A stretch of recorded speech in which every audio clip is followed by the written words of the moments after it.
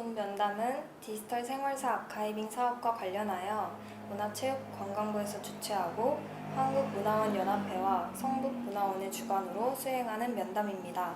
일시는 2022년 9월 2일 금요일 오후 2시이며 장소는 성북역사문화센터입니다. 이번 구술자는 고원영 선생님이시며 면담자는 백지연입니다. 그럼 1회차 인터뷰를 시작하도록 하겠습니다.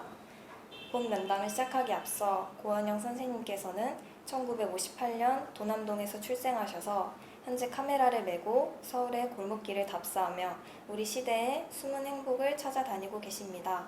1955년부터 1963년 사이에 출생한 베이비 부머 세대의 추억을 생생하게 담은 책 골목길 카프카를 2019년에 발간하시고 신문과 잡지 등 다양한 방면에서 활동하고 계십니다.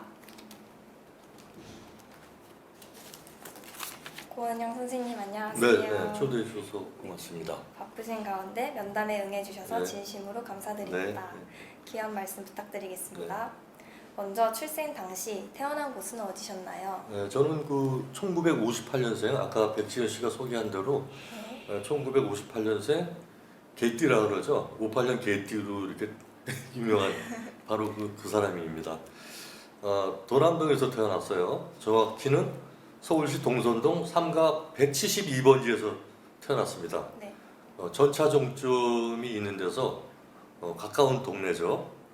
그리고 제가 이제 그 이전에 제가 태어나기 이전에는 우리 식구들은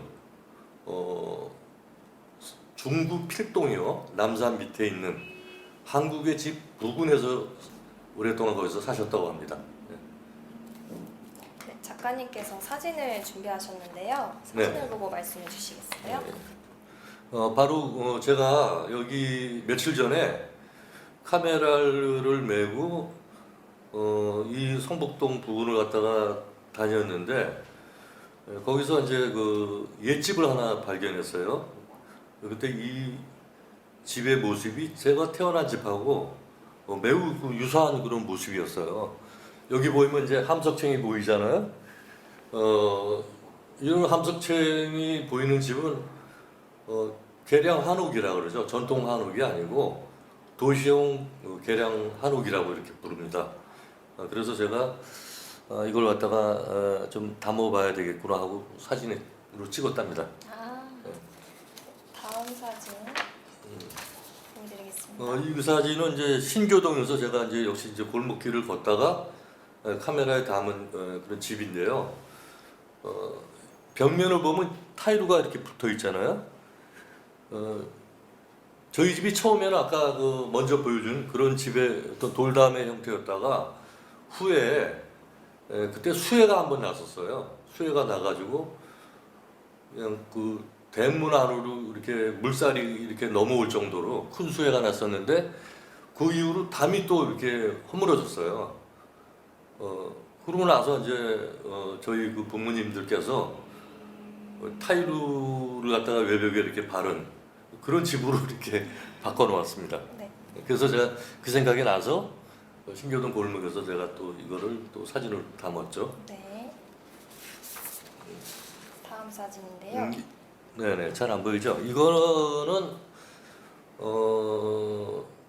집안 그 내부 구조예요. 네. 내부 구조예요. 이렇게 마당이 있고 마당을 이제 빨래줄이 가로지르고 있어요. 빨래줄이 가로지르고 있고 그 다음에 이제 여기 내부가 잘 안 보이는데 마당 한쪽 끝에는 꽃밭이 있었어요.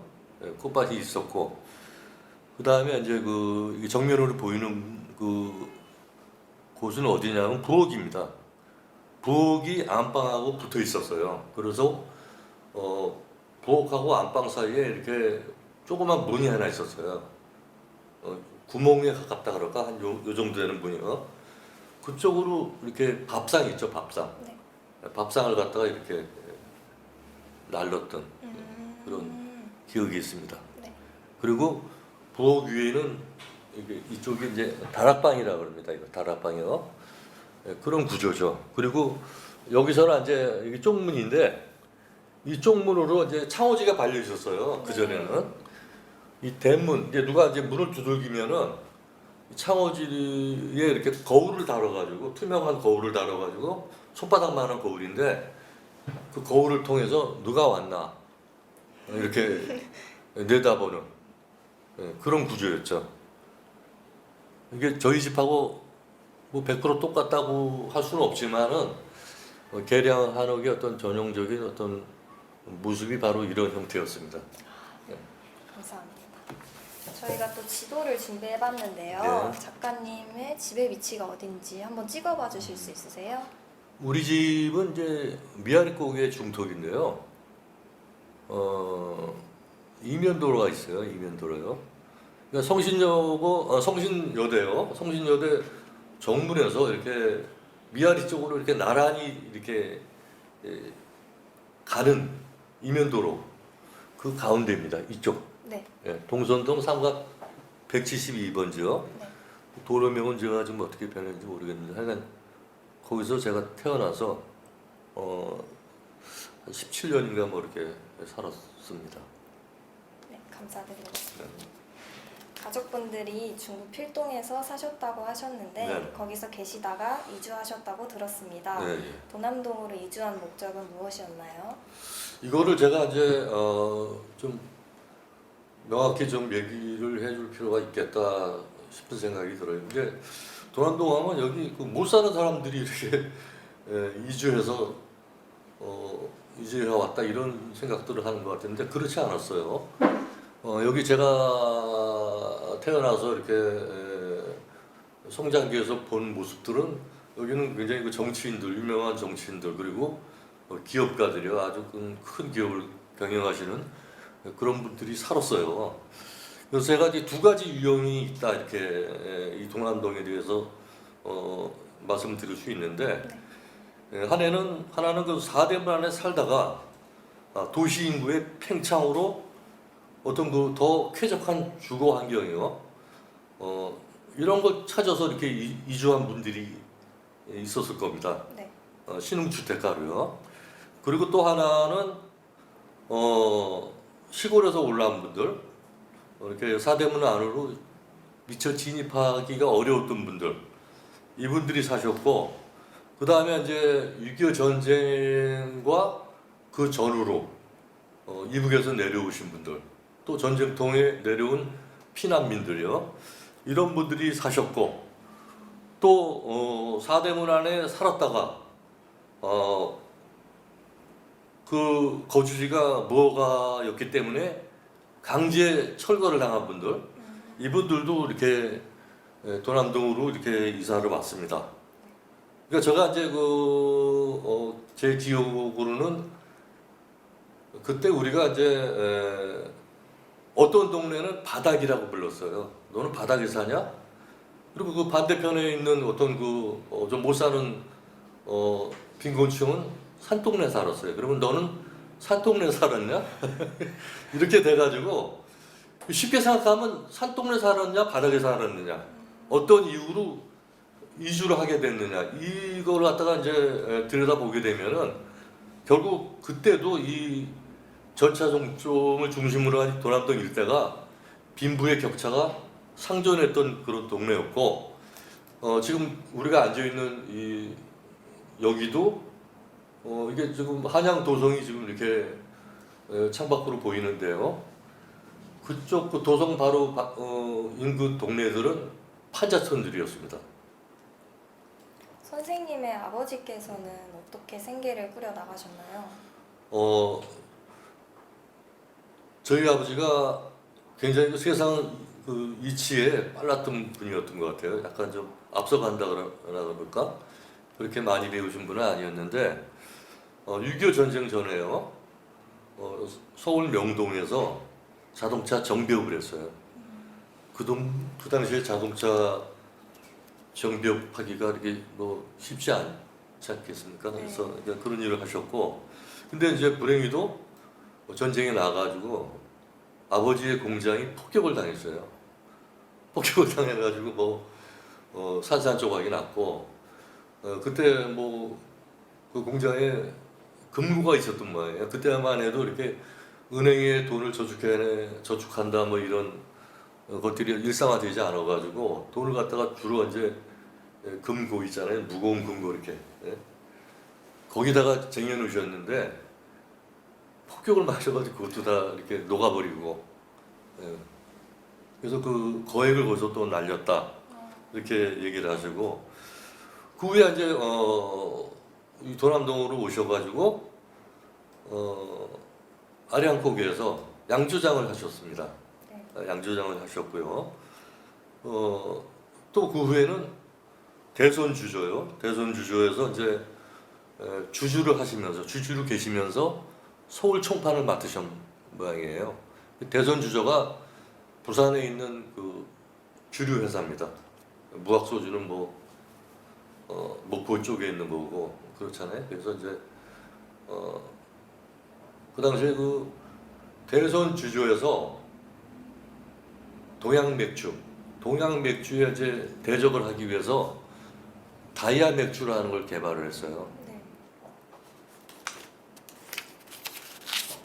아버지께서는 어떤 분이셨나요? 아버지는 굉장히 과묵하고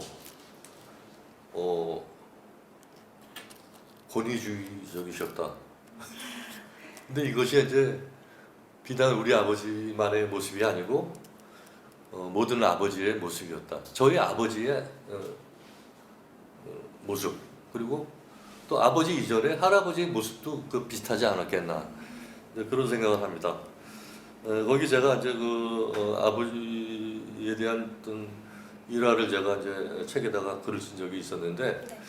저희 누나가 어느 날 아침에 야 너 뭐 아버지 구두를 닦으면은 너한테 용돈을 줄 수 있다 이렇게 얘기를 말씀하시길래 제가 출산보이가 됐어요. 이른 아침에 일어나서 이제 아버지 구두를 이제 깨끗하게 닦아놓고 아닌 게 아니라 기다렸더니 용돈을 주시더라고요. 근데 용돈을 주시고 나서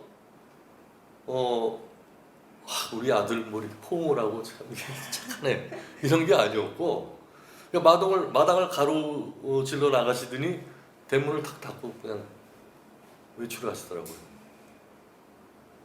그때 저는 이제 이게 어떤 모습인지 그게 내 기억 속에 오래 남고 아버지를 제가 이해할 수 없을 때 그 생각이 떠올랐어요.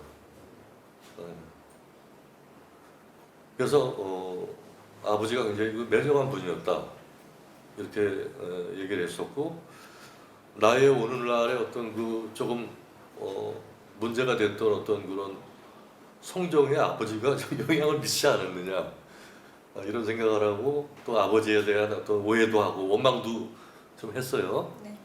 근데 이제 나이가 좀 먹다 보니까 아버지에 대한 이해도 해야 되지 않겠는가. 일방적으로 오해만 할 게 아니라 저도 이제 아버지가 된 입장에서 그런 나의 아버지에 대한 이해가 당연히 필요하다 이런 생각이 들었어요. 그래서 지금 백지연 씨가 지금 뭐 역사학을 공부하고 있나요? 네, 맞습니다. 아버지가 살았던 시대의 역사를 좀 공부해보자. 아버지가 살았던 시대의 어떤 사회적인 관계 이런 것들을 공부하게 되면은 아버지를 이해할 수 있지 않겠는가. 근데 아닌 게 아니라 진짜 그 아버지 시대가 얼마나 그 참겠습니까? 식민지 시대였잖아요. 일제 압제 시대요. 그리고 세계적으로 뭐 1차 대전, 2차 대전 뭐 일어나고 또 우리나라 뭐 해방됐다고 해도 6.25 전쟁이 또 이렇게 발발해서 진짜 살기 위해서는 말을 조심해야 되는 그런 시대가 아니었나. 말 잘못하면 그냥 순식간적으로 한순간에 목숨이 날아가는 거예요. 그러다 보니까 아버지는 과묵한 그런 성격이 됐을 거다. 이건 어떤 개인적인 어떤 제가 너무 어렸을 때 아버지가 돌아가셔가지고 그런 거를 갖다 저도 물을 기회가 없었어요. 근데 그거는 이제 저는 어떤 간접적인 어떤 정보를 통해서 아버지의 어떤 그 삶을 갖다가 추측하는 거죠. 그래서 이미 내가 아버지를 그렇게 아버지의 삶에 대해서 좀 추측을 하는 거는 아버지를 이해하기 위한 전 단계에 들어섰다 이렇게 얘기할 수 있어요. 그래서 좀 제가 앞서서 얘기하는 건지 모르겠지만은 모든 어떤 부모 자식 간에는 이해 못지않게 오해가 있잖아요. 예, 그런 이해할 수 없는 부모를 이해할 수 없을 때 부모가 살았던 시대를 갖다가 뭐 이렇게 역사를 공부해야 되니까 그쪽을 그 시대상을 들여다보면은 아 이게 아버지가 이런 영향을 받아서 나한테 그렇게 과묵하고 이렇게 좀 권위주의적이 아니었겠는가 이렇게 생각을 하면서 이해할 수 있다는 거죠. 네. 아버지께서 고혈압을 앓고 계셨다고 들었습니다. 네. 그때 선생님께서 뇌신을 사다 주셨잖아요. 네네. 뇌신이라는 것은 현재 어떤 약으로 보면 되나요? 그러니까 뇌무진 어떤 그 성냥갑처럼 생긴 그런 약상자였어요. 조그만 성냥갑처럼 생긴 그런 거였는데 거기 이제 가루약이에요. 그 상자에 어떤 남자가 머리가 아프다 그러면서 이렇게 얼굴을 찌그리고 이렇게 머리를 감싸주고 고통스러워하는 그런 모습이었어요. 제가 이렇게 지금 떠올려 보니까 그래서 이게 이제 그 신경 안정제였고 또 통증 치료제 어떤 면에서는 좀 만병통치약 뭐 이런 역할을 했던 그 약이 아니었나 이런 생각을 해봅니다.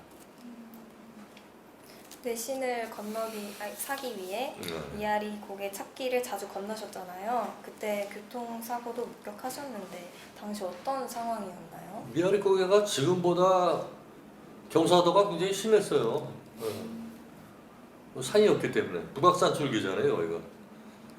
그래서 이제 차들도 그때 이렇게 많이 있지 않았고 차들이 위에서 이렇게 내려오면은 경사도가 심했다 보니까 차들이 빨리 내려왔어요. 그래서 그 찾기를 걸으려면은 굉장히 빠른 속도로 건너가야 했었죠. 근데 저는 지금도 제가 이렇게 그렇지만은 저 고등학교 때 좀 육상도 좀 했었고 달리는 거는 굉장히 자신이 있었어요. 근데 조금 굼뜬 친구가 택시에 받쳐가지고 공중에 붕 떠가지고 한 5m 정도 이상 날아간 것 같아요. 어떻게 됐는지 생사는 모르겠어요. 그걸 제가 이제 눈으로 보고 제가 이 뇌신을 사러 찾기를 건너는 길은 내 목숨과도 이렇게 무관하지 않은 그런 길이었구나 이런 생각을 했던 거죠. 아버지께서 갓난 아이를 데려오신 적이 있었잖아요. 당시 아이를 버리고 가는 일이 많았나요? 네. 지금 고려대학교가 있는 뒷산을 갖다가 개운산이라고도 불렀고 매봉산이라고도 불렀는데요. 우리가 이제 어렸을 때 이제 잠자리 잡으러 산에 올라가면은 무덤이 이렇게 어느 정도 규모를 갖춘 그런 무덤이 아니고 무덤인지 아닌지 이렇게 분간하기 어려운 그런 완만한 어떤 그런 경사에 무덤이 있었어요. 조그만 무덤이 애장이라 그래가지고 아기들 갖다가 이제 그런 묻은 그런 무덤이었고 그 다음에 이제 성신 여중 밑에요. 성신 여중이 있는 자리에서 좀 아래쪽 그리고 아리아고개 쪽에 이제 그 시냇물이 흘렀는데 폭포가 있었어요. 거기에 이제 그 사생아를 많이 버렸습니다. 그 당시에는 피임약이 없었던 것 같아요. 그러다 보니까 사생아도 이렇게 많이 생기고 그런데 이제 그 어느 이제 눈이 오는 날 아버지가 이제 늦게 이제 오셨는데 약주 한 잔 드시고 문 앞에 누가 이제 아기를 두고 갔는지 아기가 울고 있었어요 혼자. 그러니까 막 아버님이 이제 아기를 안고 집으로 들어오셨겠죠.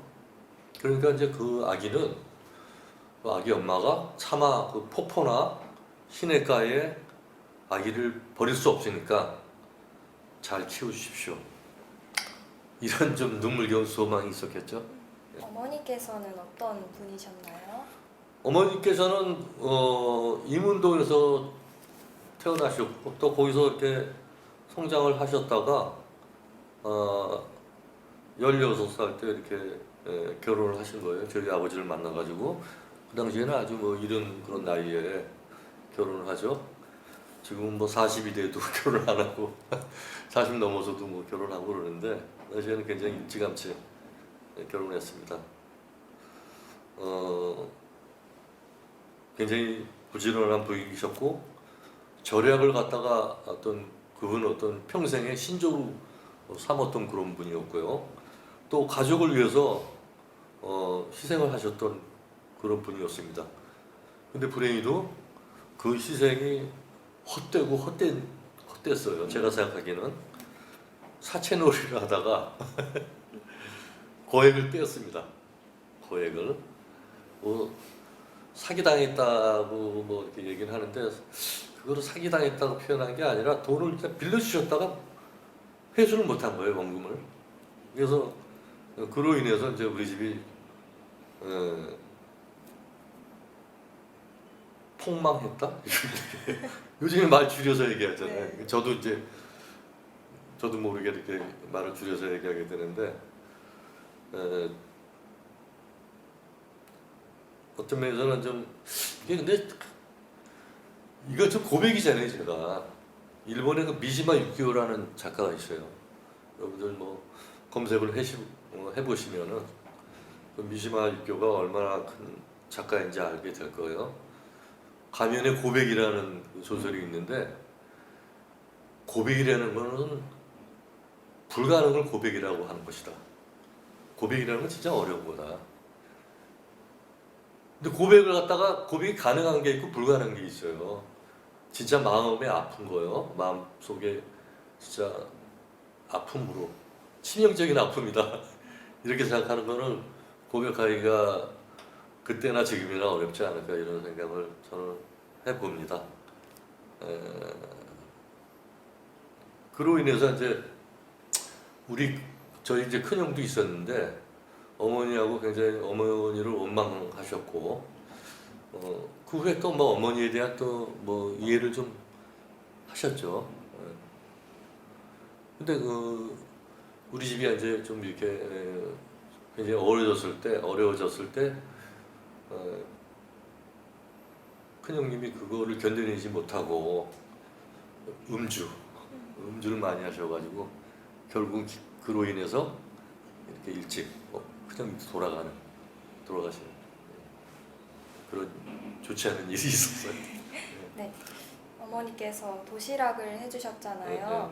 도시락 메뉴는 어떤 걸로 구성이 됐었나요? 도시락이 어떤 변천이죠.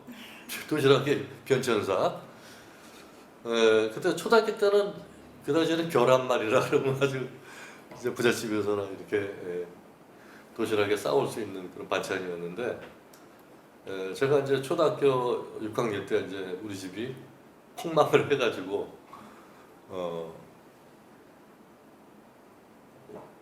세를 살러 이렇게 뭐 다녔고 그랬거든요. 전전했다 그러죠 그거를. 중학교 때는 그 내용이 굉장히 계란말이는 과거의 영화였고 오이짠지라고 있어요. 오이지를 그렇게 많이 싸주셨어요. 그래서 제가 오이지를 갖다가 질리도록 먹고 어떤 면에서 오이지를 굉장히 혐오하다가 이제 지금은 또 오이지에 대한 이해예요. 오이지를 이해하게 됐어요. 오이지를 이해했다는 거는 어머니를 이해하게 된 거죠. 그렇게 나이 먹다 보니까 이게 다 이해하게 되더라고요. 다른 아이들의 도시락 메뉴와는 어떤 차이점이 있었나요? 그러니까 좀 별 한마디 시대에는 좋았고 우은 시대에는 나빴고 그 차이가 있었겠죠. 이문동 할머니라고 불리셨던 외할머니의 이야기가 궁금합니다. 외할머니를 떠올릴 때는 항상 저는 옥수수가 생각나요. 외할머니는 이문동에 사셨는데 저희 집은 이제 도남동이었고 이문동에서 도남동까지 몇 킬로나 떨어져 있을까? 이거는 여러분들 그 스마트폰에 깔린 앱을 보면은 알 수 있습니다. 그 당시에는 이제 굉장히 멀다 거기는 그렇게만 생각할 수 있었죠. 그 먼 거리를 갔다가 옥수수가 가득 든 광주리가 있어요. 그거를 머리에 이고 걸어오셨답니다. 그러면 제가 생각하는 경로는 이문동에서 서관동을 지나서 장이동을 지나서 조암동을 지나서 메아리고개를 지나서 도남동까지 오신 거죠. 예. 그 옥수수를 갖다가 우리 집 식구들 모두가 아주 외할머니 덕분에 맛있게 먹었습니다. 그리고 그렇게 또 우리 집에 딸네 집에 오신 외할머니는 보름이고 한 달이고 이렇게 묵어 가셨어요. 예. 그리고 이제 저희랑 같이 주무셨기도 하고 제가 외할머니 무릎을 베고 잠이 들기도 하고 진짜 굉장히 그 인간적인 저는 그 우리 외할머니처럼 그 휴머니스트를 제가 못 본 것 같아요. 그래서 항상 외할머니 생각하면 제가 이렇게 어려움에 처했을 때 외할머니를 떠올리면서 너는 잘 될 거야 뭐 이렇게 조금만 기다려봐 그런 어떤 외할머니의 격려요. 그게 저한테는 좀 그 어떤 효용이 있는 주술이라고 있잖아요. 네. 그 주술처럼 들리는 거예요. 저는 그걸 갖다가 이제 따라 이렇게 읊조리면서 힘을 내곤 했었죠. 좀 얘기가 좀 서글프네요, 이상하게. 1975년 동남동 한옥을 팔고 전농동으로 이사간 것은 이제 외갓집이 가깝기 때문이기도 한 건가요? 75년도였나? 그때가 좀 더 앞이었던 것 같은데. 어쨌든 70년대 초입니다. 네. 외갓집에서 가깝기 때문이 아니고 우리 어머니 친구분 댁에 이제 세를 들어 산 거죠. 그분이 이제 도남동에 살다가 그분도 전농동으로 3층짜리 집을 사서 이사를 갔고 전농시장 있는 쪽이요. 거기 이제 한규탱이 우리가 방을 얻어서 이렇게 5남매가 거기서 산 거죠.